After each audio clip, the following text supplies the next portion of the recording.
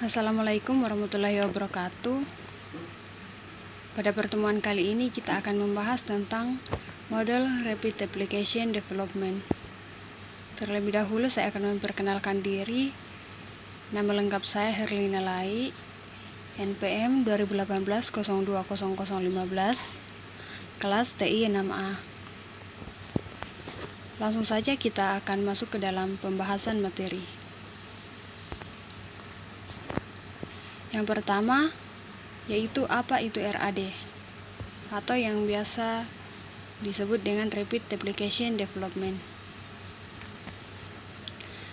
Rapid Application Development adalah sebuah metodologi pengembangan perangkat lunak yang menggunakan penggabungan antara prototype model dengan iteratif model. Prototype adalah model kerja yang secara fungsional setara dengan komponen produk. Dalam model RAD, modul fungsional dikembangkan secara paralel sebagai prototipe dan terintegrasi untuk membuat produk yang lengkap untuk pengiriman produk yang lebih cepat. Dikarenakan tidak ada rincian planning yang detail, maka memudahkan untuk melakukan perubahan pada saat development berjalan. Model RAD mendistribusikan tahap analisis, perancangan, pembuatan, dan pengujian ke dalam rangkaian siklus pengembangan jangka pendek yang singkat. Berikut ada beberapa fase daripada RAD. Fase yang pertama yaitu bisnis model. Fase ini untuk perancangan dasar dari pengembangan produk berdasarkan informasi dan distribusi informasi antar saluran bisnis. Analisis bisnis yang lengkap dilakukan untuk menemukan informasi penting untuk bisnis, bagaimana hal itu dapat diperbolehkan, bagaimana dan kapan informasi diproses, dan faktor apa yang mendorong arus informasi yang berhasil.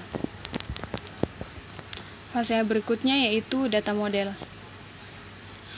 Fase ini untuk menganalisa informasi yang sudah dikumpulkan dari fase bisnis model. Semua kumpulan data diidentifikasi dan didefinisikan secara rinci untuk mencari model bisnis yang tepat. Fase yang berikutnya yaitu proses pemodelan. Fase ini untuk menetapkan arus informasi bisnis yang diperlukan untuk mencapai tujuan bisnis yang spesifik sesuai model bisnis. Perubahan untuk penyempurnaan pada kumpulan objek data didefinisikan dalam fase ini. Deskripsi proses untuk menambahkan, menghapus, mengambil atau memodifikasi objek data yang diberikan. Fase yang berikutnya yaitu generasi aplikasi.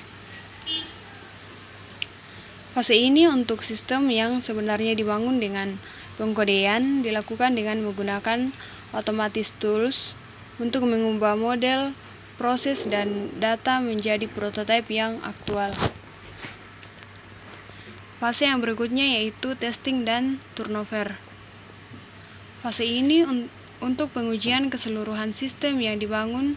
Semua komponen perlu diuji secara menyeluruh dengan cakupan uji yang lengkap. Dengan pengujian yang lengkap dapat mengurangi risiko cacat sistem. Berikut kita akan membahas tentang kekurangan dan kelebihan daripada Rapid Application Development atau RAD. Yang pertama yang akan kita bahas yaitu kelebihan daripada RAD.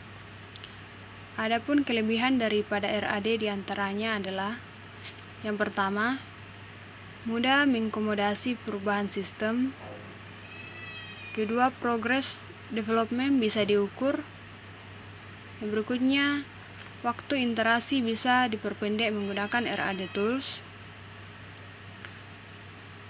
Mengurangi waktu development. Mudah dalam menentukan dasar sistem. Mempermudah feedback customer, cocok untuk proyek yang membutuhkan waktu pengembangan yang lebih pendek. cocok untuk sistem yang berbasis komponen dan terukur. Berikut kekurangan daripada RAD. Yang pertama yaitu ketergantungan pada anggota bisnis tim untuk mengidentifikasi persyaratan bisnis. Yang kedua, hanya sistem yang bisa dimodulariset yang bisa dibangun menggunakan RAD. Yang ketiga, membutuhkan developer atau desainer yang berpengalaman. Yang keempat, ketergantungan pada keterampilan model. Kelima, kompleksitas manajemen. Dan yang terakhir, tidak dapat diterapkan pada proyek yang kecil atau murah.